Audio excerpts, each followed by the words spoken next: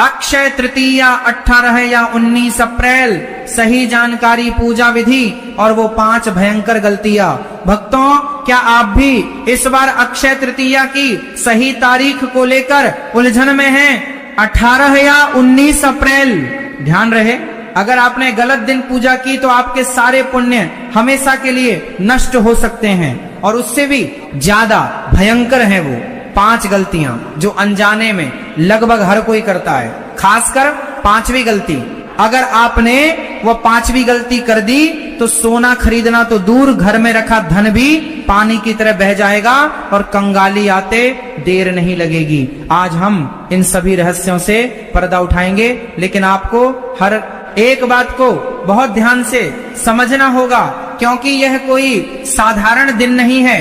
ब्रह्मांड में जब सूर्य और चंद्रमा अपनी उच्च राशि में होते हैं, तब एक ऐसी ऊर्जा का निर्माण होता है जो पृथ्वी पर मौजूद हर जीवित प्राणी को गहराई से प्रभावित करती है। वैशाख मास के शुक्ल पक्ष की तृतीया तिथि केवल एक त्योहार नहीं है, ये वह समय है जब कालचक्र एक विशेष दिशा में घूमता है और स्वर्ग के द्वार खुल जाते हैं। इस दिन किया गया कोई भी कार्य, चाहे वह अच्छा हो या बुरा, उसका फल अक्षय हो जाता है। अक्षय यानी जिसका कभी क्षय न हो, जो कभी खत्म न हो। लेकिन यहाँ एक बहुत बड़ा रहस्य छिपा है। तारीख को लेकर जो भ्रम फैलाया जा रहा है वह अकारण नहीं है। कुछ पंचांग 18 अप्रैल बताते हैं तो कुछ 19 अप्रैल। सही क्या है और आपको किस दिन पूजा करनी चाहिए, ये जानने के लिए हमें उदय तिथि के विज्ञान और ग्रहों की चाल को समझना होगा। लेकिन उससे पहले आपको उस पहली गलती के बारे में जानना होगा जो आपके घर के मुख्य द्वार से जुड़ी है। अक्सर लोग अक्षय तृतीया के दिन सोने या चांदी की खरीदारी पर इतना ज्यादा ध्यान देते हैं कि वे सबसे महत्वपूर्ण स्थान को पूरी तरह भूल जाते हैं। वह है आपके घर का प्रवेश द्वार। पहली भयंकर गलती यह है कि लोग इस दिन अपने घर के मुख्य द्वार पर अंधेरा, जाले या गंदगी रखते हैं और सीधे बाजार की तरफ भागते हैं। आपको बता दें कि माता लक्ष्मी उसी घर में प्रवेश करती हैं जहां मुख्य द्वार पर प्रकाश और पवित्रता हो।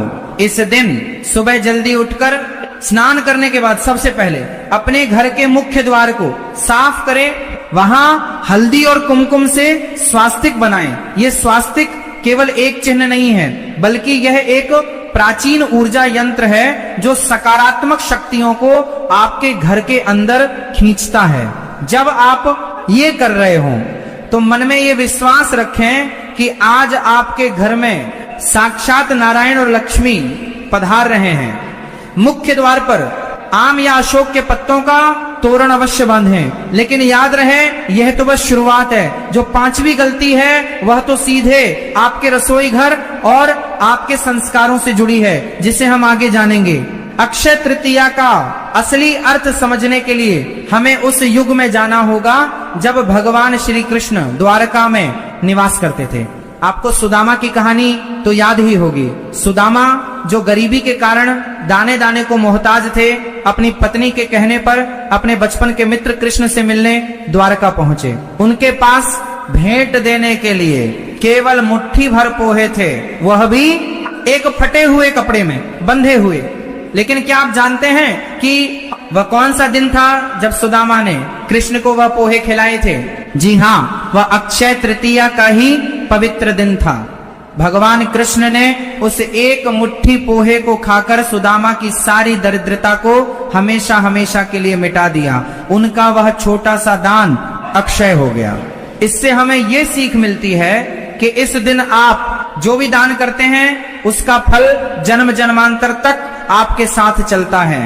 लेकिन यहीं पर लोग दूसरी सबसे बड़ी गलती कर बैठते हैं। लोग सोचते हैं कि दान केवल पैसों का होता है या फिर दुनिया को दिखाने के लिए किया जाता है। दूसरी भयंकर गलती है अहंकार के साथ दान करना या किसी ऐसे व्यक्ति का अपमान करना जो इस दिन आपके दरवाजे पर मदद मांगने आए। अगर अक्षय तृतीया के दिन कोई भी जरूरतमंद आपके घर आता है तो उसे खाली हाथ कभी मत जाने दें। उसे थोड़ा सा ही सही लेकिन अन्न या जल का दान अवश्य करें। यदि आपने इस दिन किसी का दिल दुखाया अपशब्द कहे या घर में लड़ाई झगड़ा किया तो आपके घर की सारी बरकत वहीं रुक जाएगी। क्रोध एक ऐसी अग्नि है जो इस दिन किए गए सारे पुण्यों को पल भर में भस्म कर देती है। इसलिए अपने मन को पूरी तरह शांत रखें। अब बात करते हैं पूजा की सही विधि की, क्योंकि अगर पूजा ही गलत तरीके से की गई तो फल कैसे मिलेगा। पूजा के लिए घर की पूर्व या उत्तर दिशा में एक लकड़ी की चौकी लें, उस पर लाल या पीले रंग का एक साफ कपड़ा बिछाएं। अब भगवान विष्णु और माता लक्ष्मी की प्रतिमा या चित्र स्थापित करें। यदि आपके पास श्री यंत्र या कुबेर यंत्र है तो उसे भी अवश्य रखें। कलश स्थापना इस पूजा का एक बहुत ही महत्वपूर्ण हिस्सा है। एक तांबे या पीतल के लोटे में शुद्ध जल भरें, उसमें थोड़ा सा गंगा जल मिलाएं और आम के 5 पत्ते लगाकर उसके ऊपर एक जटा वाला नारियल रखें। कलश के जल में एक सिक्का, एक सुपारी और हल्दी की गांठ डालना न भूलें। भगवान को चंदन और रोली का तिलक लगाएं और कमल के फूल अर्पित करें। कमल का फूल माता लक्ष्मी को अत्यंत प्रिय है, लेकिन यहाँ आपको तीसरी गलती से हर हाल में बचना है। तीसरी गलती जो बहुत से लोग अनजाने में करते हैं वह है भगवान विष्णु को तुलसी दल न चढ़ाना और माता लक्ष्मी को तुलसी चढ़ा देना। ध्यान से सुनिए, भगवान विष्णु की कोई भी पूजा बिना तुलसी के पूरी नहीं होती, इसलिए उनके भोग में तुलसी पत्र अवश्य रखें। लेकिन माता लक्ष्मी को तुलसी भूलकर भी न चढ़ाएं, इससे वे रुष्ट हो जाती हैं। इसके साथ ही कई लोग बाजार से जो भी धातु या आभूषण खरीद कर लाते हैं उसे सीधे अपनी अलमारी या तिजोरी में रख देते हैं। ये एक बहुत बड़ी भूल है। आप जो भी सोना, चांदी या पीतल का बर्तन खरीद कर लाएं, सबसे पहले उसे कच्चे दूध और गंगा जल से स्नान कराएं, फिर शुद्ध जल से धोकर माता लक्ष्मी के चरणों में रखें। उसकी विधिवत पूजा करें, उस पर कुमकुम लगाएं और उसके बाद ही उसे अपनी तिजोरी में रखें। ये वस्तुएं केवल धातु नहीं है, ये साक्षात लक्ष्मी का स्वरूप हैं जो आपके घर आ रही हैं। क्या आप जानते हैं कि अक्षय तृतीया के दिन ही महर्षि वेदव्यास जी ने महाभारत जैसे महान ग्रंथ को भगवान गणेश जी को सुनाना शुरू किया था और गणेश जी ने उसे लिखना आरंभ किया था। ये ज्ञान और विद्या की शुरुआत का भी सबसे बड़ा दिन है। इसलिए इस दिन बच्चों को नई पुस्तकें या कलम दिलवाना बहुत शुभ माना जाता है। इसी दिन गंगा माता भी स्वर्ग से उतरकर पृथ्वी पर अवतरित हुई थी। राजा भगीरथ की सदियों की कठोर तपस्या के बाद जब गंगा ने पहली बार पृथ्वी पर अपने चरण रखे तो वह दिन अक्षय तृतीया ही था। सतयुग और त्रेतायुग का आरंभ भी इसी तिथि से माना जाता है। भगवान परशुराम जो भगवान विष्णु के छठे अवतार हैं, उनका जन्म भी इसी पावन दिन हुआ था। इन सब पौराणिक घटनाओं का एक ही अर्थ है कि यह दिन नई और पवित्र शुरुआत के लिए पूरे ब्रह्मांड का सबसे शक्तिशाली दिन है। अब आपके मन में जो सबसे बड़ा सवाल है उसका स्पष्ट जवाब देने का समय आ गया है। 18 या 19 अप्रैल हमारे वैदिक ज्योतिष और पंचांग के अनुसार कोई भी व्रत या त्योहार उस दिन मनाया जाता है जिस दिन सूर्योदय के समय वह तिथि मौजूद हो। इसे उदया तिथि कहते हैं। इस वर्ष वैशाख शुक्ल तृतीया तिथि का आरंभ 18 अप्रैल को दोपहर के समय हो रहा है, जो अगले दिन यानी 19 अप्रैल को दोपहर तक रहेगी। चूंकि 19 अप्रैल को सूर्योदय के समय तृतीया तिथि पूरी तरह विद्यमान है, इसलिए उदया तिथि के पवित्र नियमानुसार अक्षय तृतीया का पर्व 19 अप्रैल को ही मनाना शास्त्र सम्मत और सर्वाधिक शुभ होगा। 18 अप्रैल को तिथि तो लग जाएगी, लेकिन सूर्योदय के समय वह नहीं होगी। इसलिए आप अपनी पूजा, खरीदारी और दान पुण्य 19 अप्रैल को ही करें। इसी दिन सुबह से लेकर दोपहर तक पूजा का सबसे उत्तम मुहूर्त रहेगा। इस मुहूर्त में की गई पूजा का फल कई हजार गुना बढ़ जाता है। अब आते हैं चौथी भयंकर गलती पर, जिसे सुनकर आप भी हैरान रह जाएंगे। अक्षय तृतीया के दिन कई लोग अपने घर से पुरानी चीजों को निकालकर कबाड़ी वाले को दे देते हैं या घर की बहुत ज्यादा सफाई के चक्कर में शाम के समय झाड़ू लगाते हैं। आपको बता दें कि इस पवित्र दिन घर से किसी भी पुरानी वस्तु, विशेषकर फटे पुराने कपड़े, टूटे हुए बर्तन या खराब घड़ी बाहर नहीं निकालने चाहिए। ये सफाई का काम आप अक्षय तृतीया से एक दिन पहले ही कर लें और शाम के समय जब गोधूली बेला होती है तब तो भूलकर भी घर में झाड़ू न लगाएं और न ही कूड़ा बाहर फेंकें। ये वो समय होता है जब माता लक्ष्मी पृथ्वी पर भ्रमण के लिए निकलती हैं और आपके घर का निरीक्षण करती हैं। अगर उस समय आप घर में धूल उड़ा रहे होंगे या कूड़ा साफ कर रहे होंगे तो वह आपके दरवाजे से ही वापस लौट जाएंगी। शाम के समय आपके घर के हर कोने में और मुख्य द्वार पर दीपक प्रज्वलित होने चाहिए। हम वीडियो के उस महत्वपूर्ण हिस्से में पहुंच चुके हैं जिसका आपको शुरू से इंतजार था। वह 5वीं गलती जो इतनी गंभीर और विनाशकारी है कि अगर आपने बाकी सब कुछ सही भी किया लेकिन इसे कर दिया तो सब कुछ व्यर्थ हो जाएगा। ये गलती सीधे आपके मन, आपके कर्म और आपकी आत्मा से जुड़ी है। अक्षय तृतीया के दिन ब्रह्मांड की ऊर्जा बहुत ही संवेदनशील और जागृत अवस्था में होती है। इस दिन आप जो भी विचार अपने मन में लाते हैं या जो भी कर्म करते हैं वह हकीकत का रूप लेने लगते हैं। 5वीं और सबसे भयंकर गलती है इस दिन तामसिक भोजन करना या किसी भी प्रकार का नशा करना। कई लोग त्योहार के नाम पर घर में मांस, मदिरा या लहसुन प्याज का भोजन बनाते हैं और उसका सेवन करते हैं। ये साक्षात विनाश को बुलावा देने जैसा है। अक्षय तृतीया पूरी तरह से सात्विकता और पवित्रता का प्रतीक है। जो शरीर माता लक्ष्मी और भगवान विष्णु की पूजा कर रहा है, अगर उसमें तामसिक भोजन प्रवेश कर जाए तो वह शरीर एक अशुद्ध जगह बन जाता है जहां कोई भी देवी देवता वास नहीं करते। इस दिन आपके घर में पूरी तरह से सात्विक भोजन बनना चाहिए जिसमें सादगी हो। और सबसे महत्वपूर्ण बात, इस दिन किसी के लिए भी अपने मन में ईर्ष्या, द्वेष या जलन न रखें। अगर आप सोना खरीद रहे हैं और आपके मन में यह विचार है कि मैं अपने पड़ोसी या रिश्तेदारों से ज्यादा अमीर दिखूं, तो वो सोना आपके लिए कभी फलदायी नहीं होगा। लक्ष्मी वहां हमेशा के लिए टिकती है जहां सरलता होती है, जहां मन आईने की तरह साफ होता है। पूजा में एक और विशेष विधि का पालन अवश्य करें जो बहुत कम लोग जानते हैं। जब आप माता लक्ष्मी की आरती उतार रहे हो तो एक साफ थाली में 11 कौड़ियां और कुछ गोमती चक्र जरूर रखें। ये समुद्र से निकली हुई वस्तुएं हैं और माता लक्ष्मी भी समुद्र मंथन से ही प्रकट हुई थीं, इसलिए ये चीजें उन्हें अपने प्राणों से भी प्रिय हैं। पूजा के बाद इन कौड़ियों को एक पीले या लाल रंग के रेशमी कपड़े में बांधकर अपनी तिजोरी या पैसे रखने की जगह पर रख लें। यह एक ऐसा शक्तिशाली और अचूक उपाय है जो आपके घर में कभी धन की कमी नहीं होने देगा।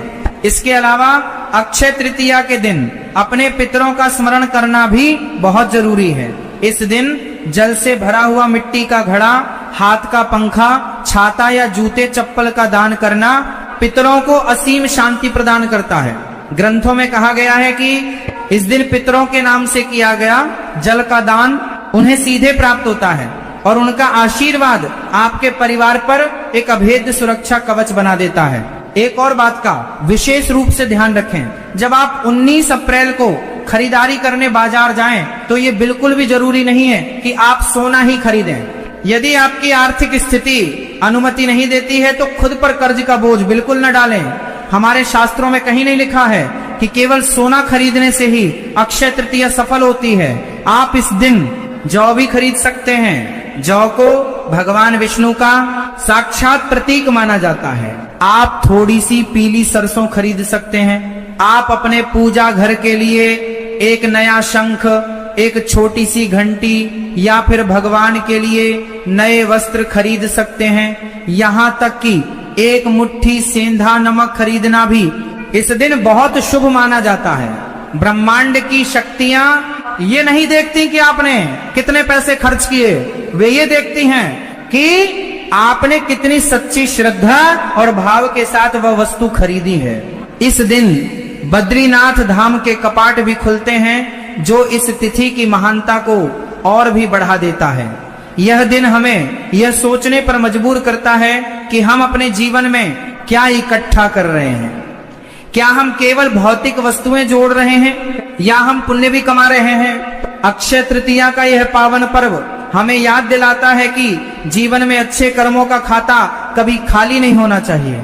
जिस तरह हम अपने भविष्य के लिए बैंक में पैसे जमा करते हैं, उसी तरह हमें अपनी आत्मा की शांति के लिए कर्मों के बैंक में दान, दया, सत्य और प्रेम जमा करना चाहिए। आज जो कुछ भी आपने जाना है वह केवल जानकारी नहीं है, बल्कि ये आपके जीवन को बदलने की एक चाबी है। इस दिन को व्यर्थ न जाने दें। सुबह जल्दी उठें, स्नान करें, सूर्य देव को जल अर्पित करें और सच्चे मन से भगवान का ध्यान करें। जो व्यक्ति इन नियमों का पालन करता है और इन 5 गलतियों से खुद को बचा लेता है, उसके जीवन में कभी भी दरिद्रता प्रवेश नहीं कर सकती। ब्रह्मांड की सारी सकारात्मक शक्तियां उसके पक्ष में खड़ी हो जाती हैं और उसका हर कार्य अक्षय हो जाता है। पर अंधेरा, जाले या गंदगी रखते हैं और सीधे बाजार की तरफ भागते हैं। आपको बता दें कि माता लक्ष्मी उसी घर में प्रवेश करती हैं जहां मुख्य द्वार पर प्रकाश और पवित्रता हो।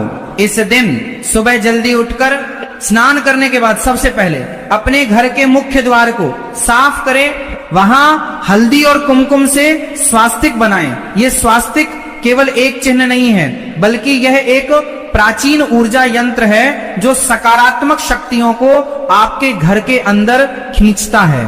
जब आप ये कर रहे हो तो मन में ये विश्वास रखें कि आज आपके घर में साक्षात नारायण और लक्ष्मी पधार रहे हैं।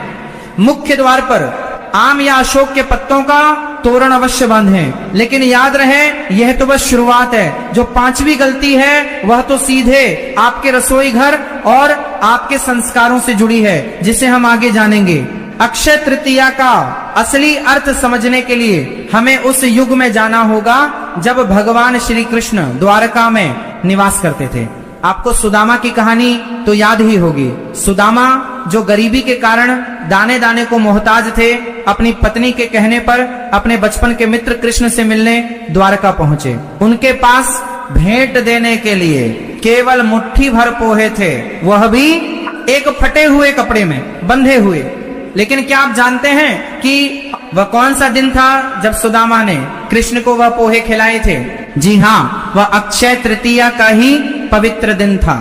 भगवान कृष्ण ने उस एक मुट्ठी पोहे को खाकर सुदामा की सारी दरिद्रता को हमेशा हमेशा के लिए मिटा दिया। उनका वह छोटा सा दान अक्षय हो गया। इससे हमें ये सीख मिलती है कि इस दिन आप जो भी दान करते हैं उसका फल जन्म जन्मांतर तक आपके साथ चलता है। लेकिन यहीं पर लोग दूसरी सबसे बड़ी गलती कर बैठते हैं। लोग सोचते हैं कि दान केवल पैसों का होता है या फिर दुनिया को दिखाने के लिए किया जाता है। दूसरी भयंकर गलती है अहंकार के साथ दान करना या किसी ऐसे व्यक्ति का अपमान करना जो इस दिन आपके दरवाजे पर मदद मांगने आए। अगर अक्षय तृतीया के दिन कोई भी जरूरतमंद आपके घर आता है तो उसे खाली हाथ कभी मत जाने दें। उसे थोड़ा सा ही सही लेकिन अन्न या जल का दान अवश्य करें। यदि आपने इस दिन किसी का दिल दुखाया, अपशब्द कहे या घर में लड़ाई झगड़ा किया तो आपके घर की सारी बरकत वहीं रुक जाएगी। क्रोध एक ऐसी अग्नि है जो इस दिन किए गए सारे पुण्यों को पल भर में भस्म कर देती है। इसलिए अपने मन को पूरी तरह शांत रखें। अब बात करते हैं पूजा की सही विधि की, क्योंकि अगर पूजा ही गलत तरीके से की गई तो फल कैसे मिलेगा? पूजा के लिए घर की पूर्व या उत्तर दिशा में एक